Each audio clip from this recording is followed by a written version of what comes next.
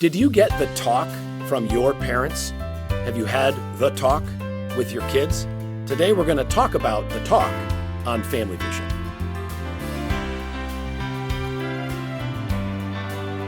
Honey, did you get the talk when you were growing up? From my parents. Yeah, did you get the talk? Like 100% no. Like zero. Nada. Nothing. Not one? Which is stunning, actually. I mean, really nothing No, you at have all. great parents. I know. I have wonderful parents, but for some reason that was completely bypassed. And I just remember being totally in the dark and dependent on the school and my friends for any information, which are not the best sources. Either of them were not the best sources. You should feel better because statistically, more than 50% of our generation got nothing. So you're in the majority. Oh, okay, yeah. So I'm okay. part of the herd. Yeah, you're totally good. Totally good. I got one It's impressive. official talk Okay. from my mom. My dad was not up for doing that kind of stuff. So I got one official talk from my mom, 13, 14 years old. And then to her credit, I got more like miscellaneous. But that was kind of because she was sort of hands-on parenting, my dad a little bit less so. But my heart does go out to my mom because like in the ideal scenario, the father is doing the heavy lifting with the son, the mother's Right. doing the heavy lifting with the daughter. Right. So here my mom is having to talk to her teenage son about these things, and I give her credit for that. Not a very easy situation, I don't think, for any mom to be in. No. Well, when we were at the D6 conference, you led a whole workshop on the issues of helping people navigate the world of LGBT. Well, you said something in that workshop that really stuck with me is that we have to make sure our kids have the basics first. And as we were just saying, a lot of us didn't grow up with anything from our parents. So how do we get even the basics covered? And what are the basics? Yeah. Well, in our crazy culture, there can be a temptation as parents to talk about all the things on the headlines, which are the difficult things, the sensitive things, the complicated things, like before we've ever talked to them about the basics. So I use this analogy. At home in the drawer, you've got the Sharpie pens, and you probably have a thin Sharpie and a regular Sharpie, and maybe you've got the fat Sharpie. Yes. So the fat Sharpie is where you start. In other words, you want to get really clear lines down with your kids to give them what does God say about sexuality, like biblical sexuality 101. Because if you don't have the clear lines down on the paper, you don't have the boundaries or the framework to talk about the things that are more sensitive or that are more complicated. Mm-hmm. Mm-hmm. Yeah, we tend to not even, tackle those things. It actually reminds me, I was just at my cousin's wedding, which was a traditional Episcopalian wedding. And one thing that I'm always struck when you hear those traditional vows, and I hear them every time I watch my Jane Austen movies, because in the Jane Austen movies, if you're not familiar, Pride and Prejudice, Sense and Sensibility, they always end with the wedding, and the wedding typically has the typical... They always end with the wedding? Yeah, typically. That's a Jane Austen book, ends with a wedding, yes. And there's the vows. I the vows... was checked out by that point. But, no, they're good. That's so... Keep going. You're making me laugh because you actually do enjoy Pride and Prejudice. Deep That's down. a secret, though. We can't share that publicly. Okay, so... my point is the vows, actually, in those marriage vows, they hit on the basics that you're talking about today. And I'm always amazed to hear it. And I was just at this wedding and they just hit on the basics of why God created marriage and, and some of the main, like what you're talking about, it's the black Sharpie. And it strikes me that was something that people must have heard on a regular basis. Because if you went to a wedding, you were going to hear these basics and how often... we're not kidding those things. We're talking about those now. Well, and what we're seeing is that if you ask Christian parents, do they know about some of these Sexuality 101 things we're going to talk about today? By the way, today is going to be a PG-13 episode. We know that a lot of you watch or listen with your kids, so you may want to preview this one first with little ones around. But a lot of Christian parents know the basics that we're going to talk about today from God's Word, but then I'll ask them, have you told your kids these basics? Have you explained them to them? Have you had these conversations with them? And a lot of times the answer is no. Great. So first one, kind of take out that big Sharpie. What does God's Word say about this whole subject of sexuality? First one is this. By the way, we're going to give you 6 essential ingredients for the talk. Today we're going to get through 4. We're going to pick up next time with 5 and 6. Okay. But the first essential ingredient is this, that God made a man and a woman. This is right out of the gates in Genesis chapter 1, verse 27. It says, "So God created mankind in his own image. In the image of God, he created him. Male and female, he created them." There are only 2 sexes. There are only 2 genders. Now, in today's world, people will tell you that gender does not mean sex. Gender is how you feel about yourself. Sex is your body parts. But if you get any dictionary before 2023 and you look up gender, it'll say this is a synonym for sex, male and female. If you look up sex, it'll say synonym for gender, male and female. So again, God's word says that he created a man and a woman.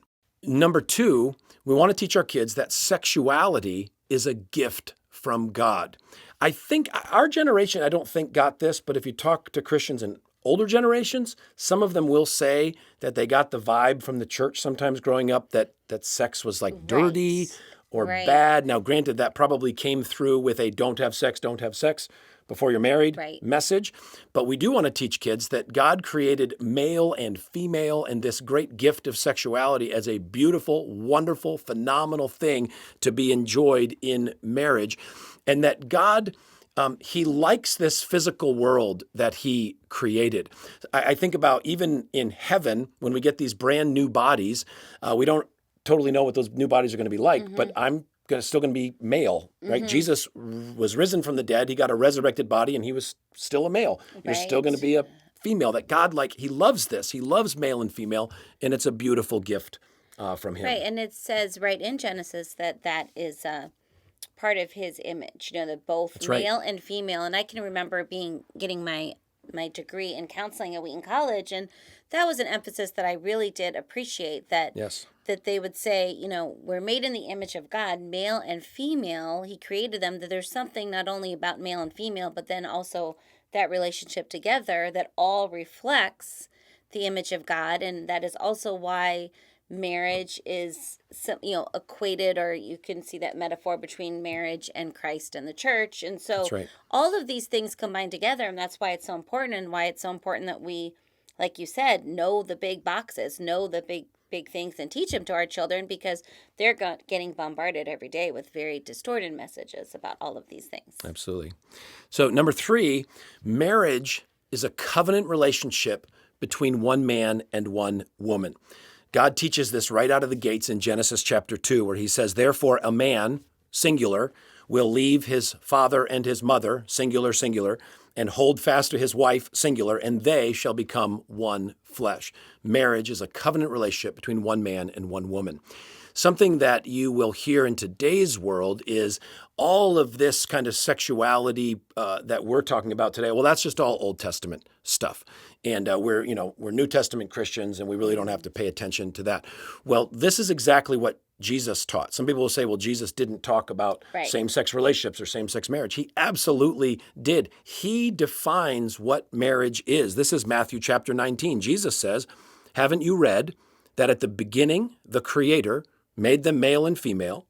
And he said, for this reason, a man will leave his father and mother to be united to his wife, and the two will become one flesh." So Jesus doubles down. He re-ups the Genesis teaching that marriage is between one man and one woman.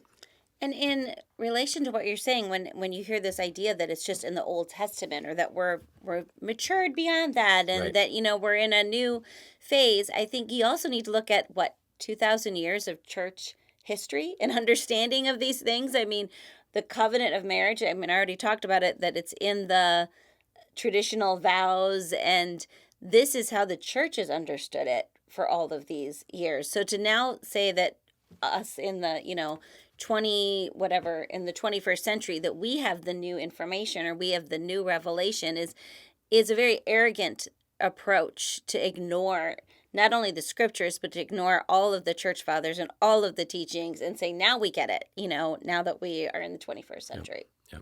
All right, well, last one for today. God created sex for 3 important purposes. Again, we're giving you the ingredients for the talk with your kids. And also, you're going to have different layers of this talk at 9 and 10, 13, 14, 16, 17. So we're casting a big picture image here. And why don't you say, too, that this is, you always talk about this, and you did in the seminar as well, that it's worthy of more than one talk. Yes. You know, that it's not just a talk, but you need to have several talks. And I'm guilty of this. Like, I tend to take my girls out for the overnight, the weekend, we talk about it, and then often I don't continue the talks, and that's such an important thing. You don't cover this in one talk. Yeah. We want to point you to one of our favorite resources from Barrett Johnson called The Talks, plural. Yes. Because, again, if you had fantastic parents, you got The Talk singular, and we want to suggest to you that I got 0. I just want to point that out. 0. This whole area of like sexuality and relationships and boys and girls, I think it's a big enough part of life that warrants more than a singular conversation with a child. But okay, number 4, God created sex for 3 important purposes. Number 1, the uniting of the spirit of husband and wife. Number 2, making babies. And number 3, pleasure.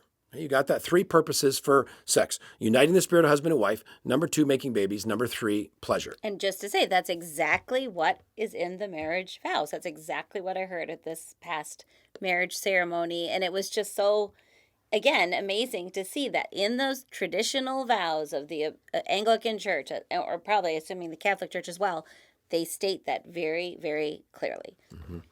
And it's interesting to talk about and explain to our kids Satan's definition of sex and Satan's purpose for sex. Well, he's going to cross off number 1. It's not for the uniting of the spirits of husband and wife. He's going to cross off number 2. It's not for making babies. He's going to leave number 3. Okay, It is for pleasure. That is its primary purpose. Now, in this next one, he also has another purpose for it, and I'm going to take the lid off of a can of worms here, let them crawl all over the place, and I'm not going to try to put them back in. I'm just going to share this briefly because I want this to foster your own thinking, your own research on this. But Satan also wants sex to be used for his worship. In other words, you go through the cultures of the world. You see this throughout the Bible. You ever see these phrases, the temple prostitutes and things like that, and all of these worship services to these false gods? It may seem grotesque, but in ancient times and still today, you go in to worship a particular deity, and you know what you do when you go in there? You do sex acts. It's fertility practices, all of these things, because sexual perversion is a way that demons are worshipped. And we can see this today even with trafficking, horrible things that are being done to young people. This is actually all connected to the demonic. Now, that's not a conversation I want you to have with your 9 or 10-year-old, but it is a conversation I want you to have with your 16 and 17-year-old, and I want you to dig in on some of your own research on that as well. Well, in our next conversation, we're going to pick up on the final 2 things, final 2 essential ingredients. We're going to talk about fleeing sexual immorality. What does that mean? And then we're going to talk about God's mercy and grace and forgiveness for every sin. Amen. Because we know that no teenager, no child is going to get through this unscathed without some serious struggles. And we need to be communicating to our kids God's love, His grace, His mercy, and His power to forgive any and every sin. So we look forward to having that conversation with you on the next episode of Family Vision.